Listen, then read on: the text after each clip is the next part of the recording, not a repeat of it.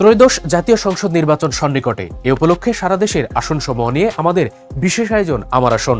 আজকের পর্বে থাকছে সুনামগঞ্জ 1 আসনের নির্বাচনী হালচাল, আর আপনাদের সাথে আছি আমি শুভ ইসলাম।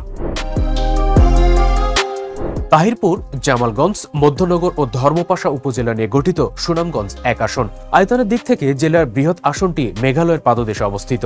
হাওর অধ্যুষিত সীমান্তবর্তী এই আসনের উত্তরে ভারতের মেঘালয়, পশ্চিমে নেত্রকোনা জেলা, দক্ষিণ পূর্বে সুনামগঞ্জ সদর ও শান্তিগঞ্জ উপজেলা। 4টি উপজেলার সমন্বয়ে গঠিত এই আসনের আয়তন 1393 বর্গ কিলোমিটার। সবশেষ হালনাগাদ তথ্য মতে এই আসনের ভোটার সংখ্যা 4,90,062 জন। এর মধ্যে পুরুষ ভোটারের সংখ্যা 2,49,141 জন এবং নারী ভোটারের সংখ্যা 2,40,915 জন এবং এই আসনে তৃতীয় লিঙ্গের ভোটার রয়েছে মোট 6 জন। স্বাধীনতার পর আসনটি দখলে ছিল আওয়ামী লীগের।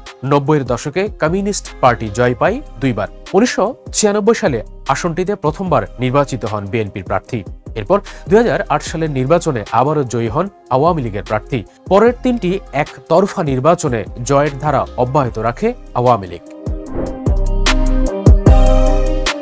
সুনামগঞ্জ 1 আসনের বিএনপির মনোনয়ন পেয়েছেন জাতীয়তাবাদী কৃষক দলের কেন্দ্রীয় কমিটির সহ সাধারণ সম্পাদক ও সাবেক উপজেলা চেয়ারম্যান আনিসুল হক। নিজেদের প্রার্থী হিসেবে জেলা আমির উপাধ্যক্ষ তোফায়েল আহমদ খানের নাম ঘোষণা করেছে জামায়াত ইসলামী। তবে এই 2 প্রার্থী বাদে চোখে পড়ার মতো কোনো প্রার্থী নেই এবারের ভোটের মাঠে। জনপ্রিয় পর্যটন স্পট টাঙ্গুয়ার হাওর, নীলাদ্রি লেক, শিমুলবাগান ও বারিক্কা টিলার অবস্থান এই আসনের তাহিরপুর উপজেলায়। মেঘালয়ের কোলঘেঁষা এইসব স্থানের প্রাকৃতিক সৌন্দর্য উপভোগ করতে প্রতিবছর বিপুল সংখ্যক পর্যটক আসেন এখানে। হাওর অধ্যুষিত এই আসনের প্রধান সমস্যা বছরের একটি মাত্র বড় ফসল নির্বিঘ্নে ঘরে তোলা। অকাল বন্যায় প্রায়শ তলিয়ে যায় কৃষকের সোনালী ফসল। এছাড়া শিক্ষার ক্ষেত্রেও পিছিয়ে এই আসনটি। এই আসনের মধ্যনগর ও ধর্মপাশা উপজেলার সঙ্গে এখনো যোগাযোগ স্থাপিত হয়নি জেলা সদরের সাথে। এছাড়াও এখানে রয়েছে বেকারত্বের সমস্যা।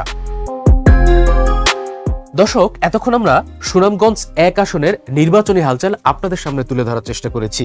আগামী পর্বে থাকবে সুনামগঞ্জ 5 আসনের বিস্তারিত। দর্শক, এই আসনের যে কোনো ধরনের সমস্যা বা জনদুর্ভোগ আমাদেরকে জানাতে পারেন আমাদের কমেন্ট বক্সের মাধ্যমে। আপনাদের সে সমস্ত কমেন্টস আমরা বাংলা ভিশনের যে কোনো নির্বাচন কেন্দ্রিক প্রোগ্রামের মাধ্যমে দর্শকের সামনে তুলে ধরার চেষ্টা করব।